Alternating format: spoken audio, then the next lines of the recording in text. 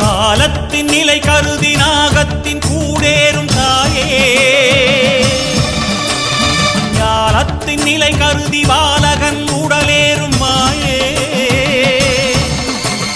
செம்பட்டு கட்டி வரும் ஜெகதாம்பியே, உன் விரல் மெட்டி ஒளி வந்து செவி நின்றதே, கண் பார்வையில் ஆண் பிள்ளைதான் மின்சாரமாய் உன் வீச்சுதான், வீசுவதன் காரணங்கள் ஏதோ நாசமிகு கலிகாலம் தானோ, கலிகால பழி தன்னை பொலி செய்கவென்று சிலையொன்று உருவாக்கி உருவேற்றி தந்தாய், கரிகோலம் ஊர்கோலம் பாரெங்கும் சென்றாயம்மா, குருநாதன் கைப்பட்டு சிலை பீடம் அமர்ந்தாயம்மா. சித்ரா பௌர்ணமி வேள்வி ஸ்பெஷல் இருக்கா? ஆமாம்மா, ரொம்ப முக்கியமான வேள்வி இந்த சித்ரா பௌர்ணமி வேள்வி. பொதுவாகவே ஆதிபராசக்தி முறையில் உள்ள வேள்விக்கு ரொம்ப மகத்துவம் உண்டுமா. நீங்கெல்லாம் மற்ற கோயில்களில் வேள்வி நடக்கும்போது பார்த்திருப்பீங்கல்ல, நம்ம எல்லாம் ஆடியன்ஸா உட்கார்ந்து இருக்கணும். அந்த 2 குரு உட்கார்ந்து அந்த 2 கலசமோ அல்லது எத்தனை கலசமோ அந்த கோயில்ல 2 அவங்க சன்னிதானத்துக்கு வைப்பாங்க. அதாவது இப்ப சிவன் கோயில்னு வச்சுக்கோ, சிவன் பார்வதியை வச்சிருப்பாங்க. அப்புறம் பரிவார தெய்வங்களுக்கு எல்லாம் நிறைய கலசம் வச்சிருப்பாங்க. அப்புறம் இத்தனை கலசம் வந்து அபிஷேகம் பண்ணணும்னு வச்சிருப்பாங்க. கோபுரம் இருக்கும், கோபுர கலசத்துக்கு தான் வச்சிருப்பாங்க.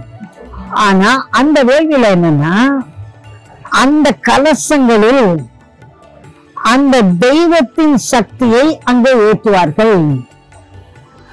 நல்லா புரிஞ்சுக்கணும். ஆனால் ஆதிபராசக்தி வேள்வியில அப்படி இல்லை. நீங்க நல்லா கவனிக்கணும்.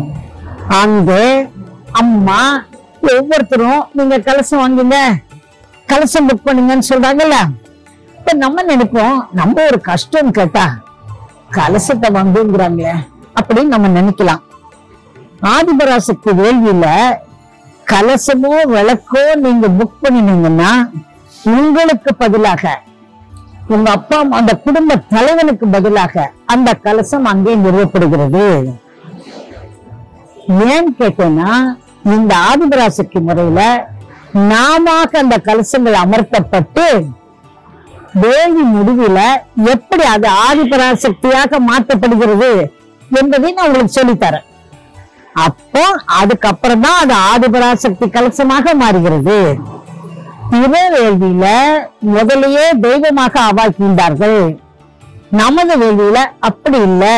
நம்ம வினையெல்லாம் போக்க நமக்கு பதிலா அந்த கலசம் அங்க வைக்கப்படுது. இதுதான் இந்த ஆதிபராசக்தி வேள்வியின் மகத்துவம். அதிலும் சித்ரா பௌர்ணமி வேள்வியோட மகத்துவம் என்னன்னா, இந்த சித்ரா பௌர்ணமி அன்னைக்கு தான் தேவாதி தேவர்களும் எல்லா தெய்வங்களும் எங்கெங்க அம்மா படைச்சிருக்காங்களோ அம்மா தான் எல்லா தெய்வத்தையும் படைச்சாங்க. என்ன திருநூறுல அழகா ஒரு பாட்டுல சொல்வார். அந்த பாட்டுல அவங்க சொல்லியிருக்காங்க, அவளின்றி ஐவரால் ஆவதுண்டு இல்லை.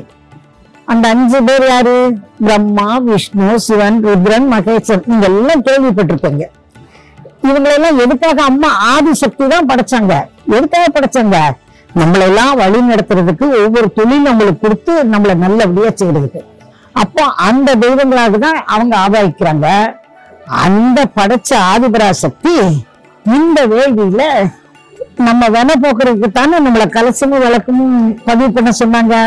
நமக்கு பதில அந்த கலசம் வைக்கும் போது அந்த உயிர்ப்பு நூலோட சக்தியால, அம்மாவோட கருணையால, உயிர்ப்பு நூல் வழியாக அம்மாவோட சக்தி வந்து நாம இருக்கப்பட்ட கலசங்களோட வினையெல்லாம் போக்கி ஆதிபராசக்தியின் அருள் இருந்து அம்மா மறு உருவாக அந்த கலசத்தை பெறுகிறோம். அதுதான் இந்த வேள்வியோட மகத்துவம்.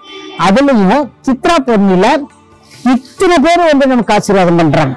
மற்ற குடும்ப நல வேள்வியில நம்ம மட்டும் இருப்போம், நம்ம அம்மாவோட அருள் கிடைக்கும். இந்த பௌர்ணமியில எல்லா தெய்வங்களும் வராங்க, எல்லா தேவர்களும் வராங்க. எல்லாருக்கும் இந்த யாகுண்டத்துல பின்ன நீங்க கேள்வி கேட்டதோட பொருள் சொல்றேன். இந்த ஆகூதி பொருளுக்காக ஓடி வருவாங்க.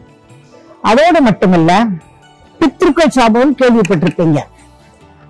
அதாவது நம் குடும்பத்தில் மறைந்த பெரியவர்களுக்கு நாம் செய்ய வேண்டியதில் ஏதோ விட்டு போயிருந்தாலோ அல்ல நம்ம அதை செய்யாமலே விட்டிருந்தாலோ அதையெல்லாம் மன்னித்து அம்மா நம்மை காப்பாற்றுவதற்காக அந்த பித்திருக்களும் இங்கே நாம் போடுகின்ற யாக பொருட்களை ஏற்றுக்கொள்ள ஓடி வருகின்றார்கள். அப்போ பித்திருக்கள் சாபம் நீங்குது, தெய்வங்களோட அருள் கிடைக்குது, எல்லா தேவதைகளோட அருளும் கிடைக்குது, அம்மாவோட அருளும் கிடைக்குது. அதுதான் சித்ரா பௌர்ணமி வேள்வியோட சிறப்பு.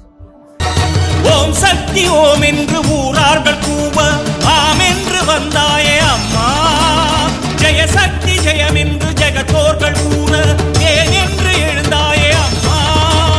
நவராத்திரி ஒளி அகண்டமா